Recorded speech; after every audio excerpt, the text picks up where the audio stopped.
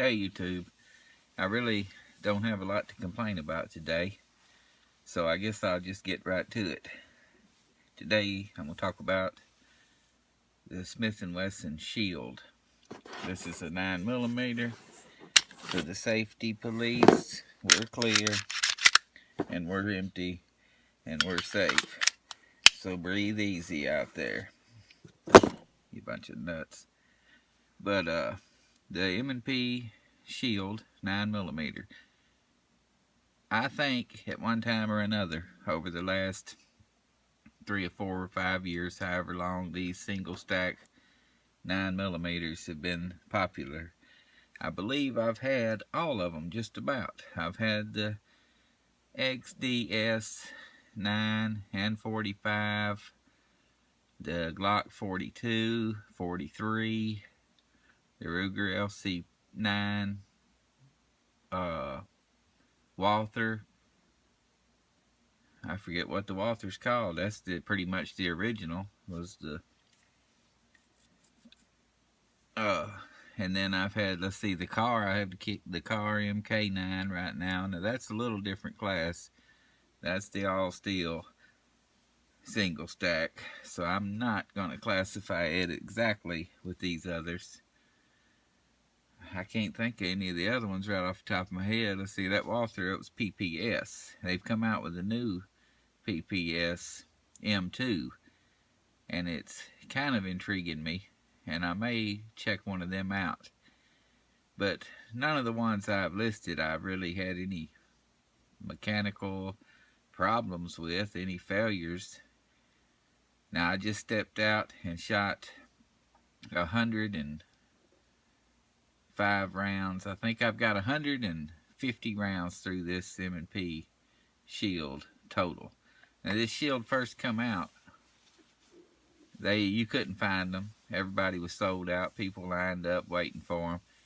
And the first one I found was a 40 Smith & Wesson, and I bought it, and I brought it home, and I shot it, I don't know, 20 or 30 rounds, and it was really a hammer. It was a sledgehammer.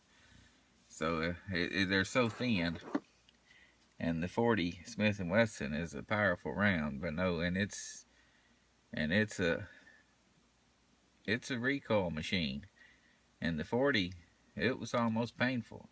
But the 9, it's not a problem to shoot this Shield all day, or any of the single stack 9s for that matter. But these come from the factory with one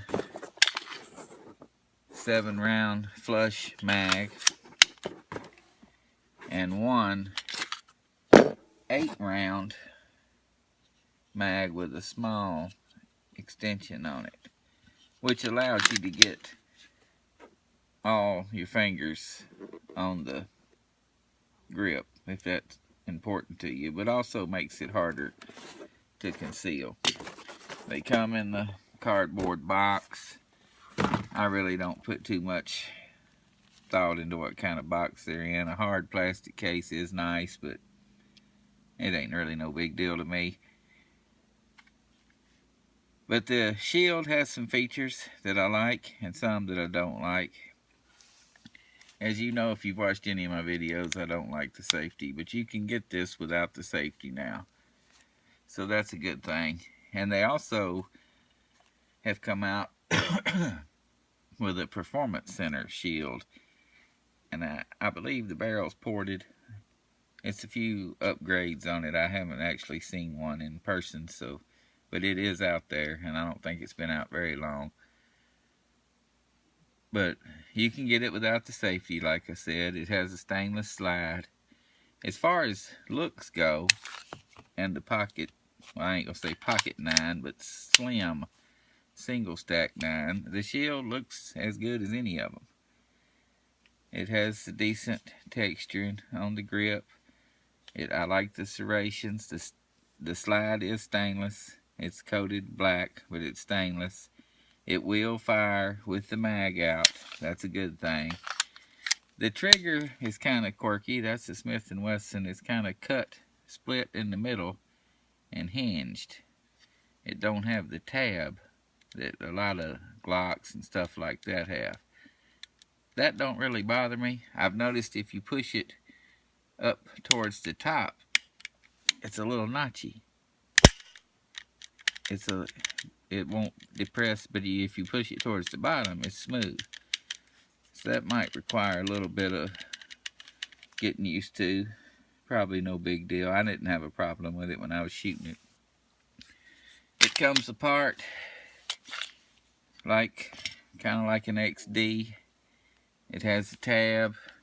Lock the slide back, push the tab, let the slide go, pull the trigger, and it comes off. And it's pretty standard internally. It has a dual captured recoil spring, steel guide rod. The barrel's pretty standard, kind of looks similar to a Glock, a slide. It's standard polymer, and let's face it, it is what it is. It's just like the rest of them. It's pretty much the copy of a Glock. But that's okay. If you're going to copy something, you might as well copy something that works. So after owning a dozen or so of these slim single stack 9s, which usually hold between 6 and 8 rounds, I've decided that I don't like any of them. I think one is just as good as the other, but I have come to the conclusion, after many thousands of dollars buying and selling and trading. Now, I traded for this one. I didn't go out and buy this, and if I had, it wouldn't have this safety. I did some trading and I ended up with this. This safety is not that big a deal. It's very small. It don't stick out. The likelihood of you hitting it accidentally is very slim, and that really wouldn't bother me, it being there. But you can get it without it. But this one is not near as intrusive as a lot of them. But I traded for this, like I said. But after all the single stack 9s I've owned and shot, I've decided that I don't like any of them as well as the Glock 26. It's empty. Don't panic. Now, the Glock 26, as everybody knows, is not slim. It's got a weight problem. Not maybe really a weight problem, but a size problem. It is thicker than the single stacks. That's just a fact of life. But it's not that big a deal, and it's not a big enough deal to make me want to have 7 rounds when I could have 11. This is 10 plus 1. This is 7 plus 1, so 8 rounds. I'm going to get 3 more rounds. But if you notice, the thickness is not a big problem in concealment. The grip length is. And if the Smith & Wesson's in the front, Smith & Wesson's in the back, the Glock's in the front, you can see there's a good, for that 3 less rounds, it's a good 3/4 of an inch longer. That's what's hard to conceal. Slide length, not a problem. The thinness makes it a little more comfortable. Not that big a deal, though, I've found out. I thought it was a huge deal after wearing all these single stacks, plus carrying this Glock 26 for a couple of years on a regular basis. I've learned that the thickness of the Glock 26 is not a big deal at all. What is a big deal is the height from the base of the magazine to the top of the slide. That's where you come into your concealment factor. That's what's going to stick out in print when it's in your holster. And the Glock 26 is one of the shortest grips you're going to find. Glock 26, 27, if you like a 40, 27 would be the way to go. It's identical to this 26. But after going through dozens of these single stack 9s, I don't really want any of them. Now, I'm going to keep my old Kahr MK9 for a while just because it's all steel. One of the very few all steel small pistols you can find. Now, this shield, that's why I'm making this video today. I've had no issues with it. It's no failure to feeds. It's ejected nice. I picked up all my brass within a 3-foot square, and that's unusual. These Glocks, they'll throw brass everywhere. Some of it'll bounce off your forehead, some of it'll go in your pocket, some of it'll just fall right straight down. This shield ejected the brass, and pretty much every one of the 100 I shot, or 150, was in a 3-foot square. And that's nice. That's easy for a reloader to pick up his brass. But I had no issues with the shield, and if you're wanting a single stack 9mm, or 40 for that matter, to carry, I'd have no complaints with the shield. You can get it with or without a safety. That's good that they offer an option.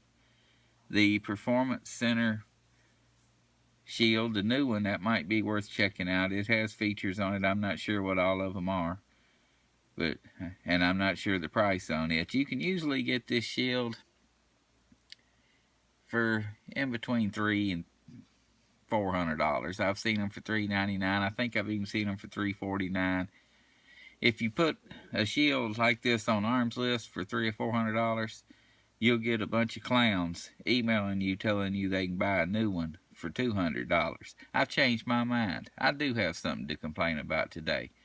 If you put a gun like this on Arms List or some website to sell, you will bring out the nuts that'll tell you how much a new one costs. If a new one's cheaper than the one I'm selling, why are you bothering me? Go buy the new one. Why aren't you buying the new one? Because you're an idiot, and you can't buy a new one for less than $300. If you did somewhere find this for $299, you got to pay tax on a new one. Some states, you're going to have to pay a fee for a background check.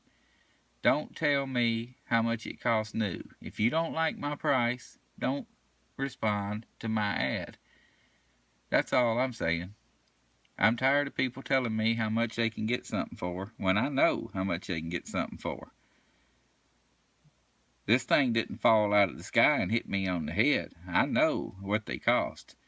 And I know some gun stores are higher than others. Some locations are higher than others.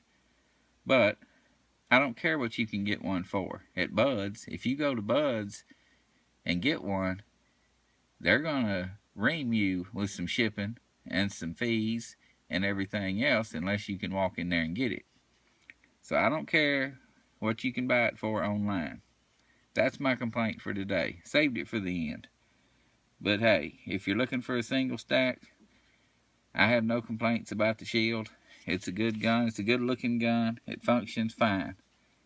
I'm just not a single stack 9 kind of guy because I have a Glock 26 that does everything better than the single stacks. And it's also easier to conceal than most of them because they have to be longer to get at least 6 or 7 rounds in the single stack magazine. This Glock mag holds 10, and it's very short because it's a double stack. I thought the thickness of this would be a problem, but after some years of experience, I've learned that it's not. So if you're on the fence between a single stack and a Glock 26, I strongly suggest going with the Glock 26 or 27. But if thin is what you're into, the shield's a good choice, and there's other good choices too. Well, that's about all I got. Just made this video because this thing will probably be gone tomorrow. But thanks for watching.